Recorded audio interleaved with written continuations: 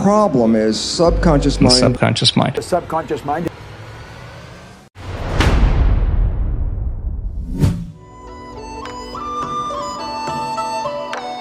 Ever catch yourself doing something you never actually chose to do, like grabbing your phone before you even realize you're lonely?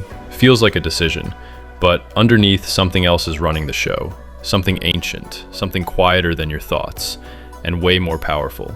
That something is the secret motor of your entire life. The subconscious mind. Up to 95% of what you do every single day runs on autopilot. Not chosen, not decided, just playing back. A silent web of old memories, ingrained habits, and emotional programs buried deep in your brain. Most of your personality, never actually picked by you. Here's the kicker. Your subconscious doesn't give a damn about your happiness or your goals. It only cares about one thing, survival. So you keep telling yourself the same old stories, the ones that feel familiar, even when they hurt.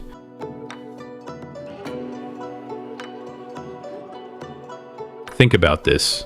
Before you ever learned how to think, you were already learning how to feel. Way before your first word came out, the world was already scribbling its message inside you. Not with words, with tone, rhythm, quiet. A look that hung in the air too long, a sigh that whispered disappointment, a smile that made you feel safe for just a moment. Your subconscious watched everything, drinking it in, molding you, constructing the invisible blueprint of the person you would eventually grow into. Dr. Bruce Lipton, a biologist and epigenetics researcher, demonstrated that 95% of our daily actions are controlled by the subconscious, and this subconscious is primarily shaped in the first 7 years of life.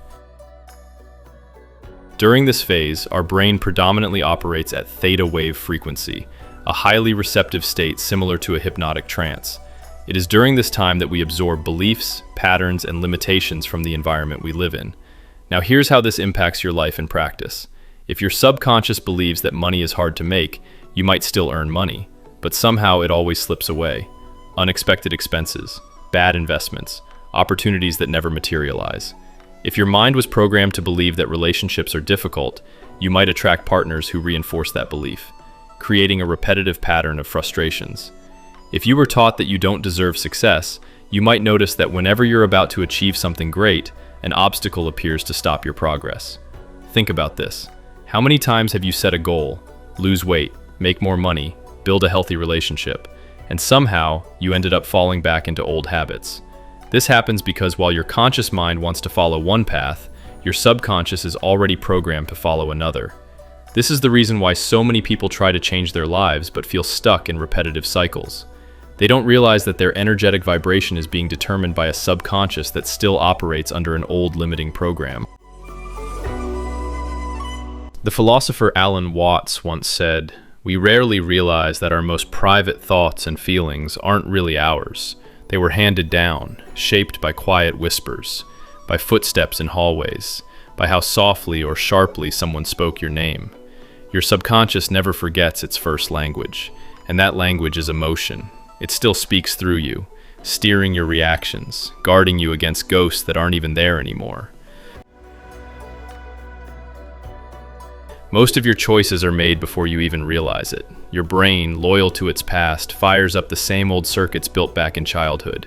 Familiarity feels like safety, even when it hurts.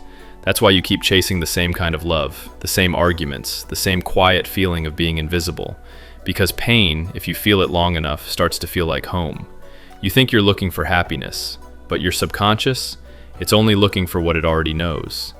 In a laboratory, milliseconds before you decide to lift your hand, electrodes light up in your motor cortex. Your body gets ready to act before your mind even thinks it's in charge. Neuroscience calls this pre-conscious processing. Here's what that means. Your subconscious isn't some vague idea. It's a living system, older than your reasoning mind. It lives in the oldest folds of your brain. First, the limbic system. This is where emotion overrules logic. It processes fear, pleasure, memory, and motivation. Then, the basal ganglia. This is where repetition turns into ritual, where actions become automatic habits you don't even think about. These regions don't speak in words or plans. They speak in feeling, in impulse, in that quiet tug inside you that just knows what feels right or wrong.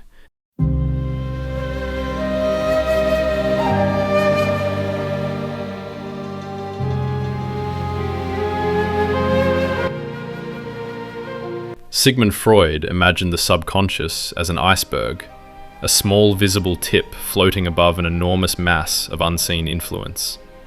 Carl Gustav Jung took it deeper, calling it the personal unconscious, a reservoir of forgotten memories and ancestral patterns that whisper through dreams and coincidences.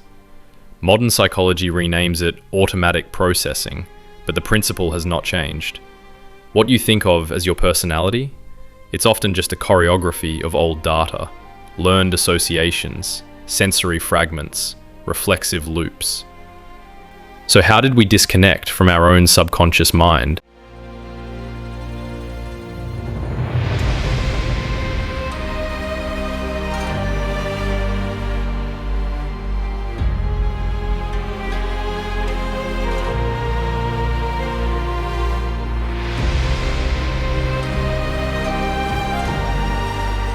When you live cut off from your subconscious, you become a stranger to yourself. You keep doing, achieving, proving, but none of it connects to how you actually feel. Every win feels empty.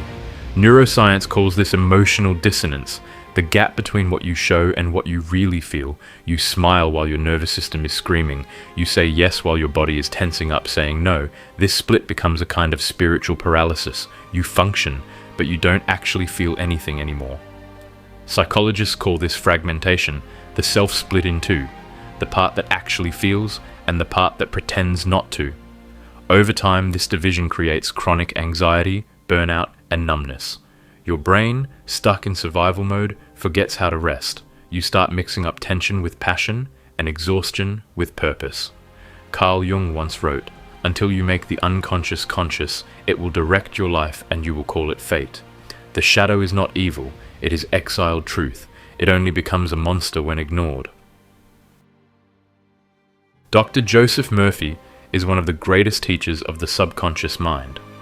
In his book, The Power of Your Subconscious Mind, he wrote about how to befriend your subconscious mind. He said, "Become a magnetized man, full of confidence and faith. Know that you are born to win and to succeed. The secret is the miracle working power found in your own subconscious mind. Look upon your own mind as a garden. You are planting seeds, thoughts, in your subconscious mind all day long, based on your habitual thinking. As you sow in your subconscious mind, so shall you reap in your body and environment. Begin now to sow thoughts of peace, happiness, right action, goodwill, and prosperity. The marvelous, miracle-working power found in your own subconscious mind. You need not acquire this power. You already possess it. You want to learn how to use it.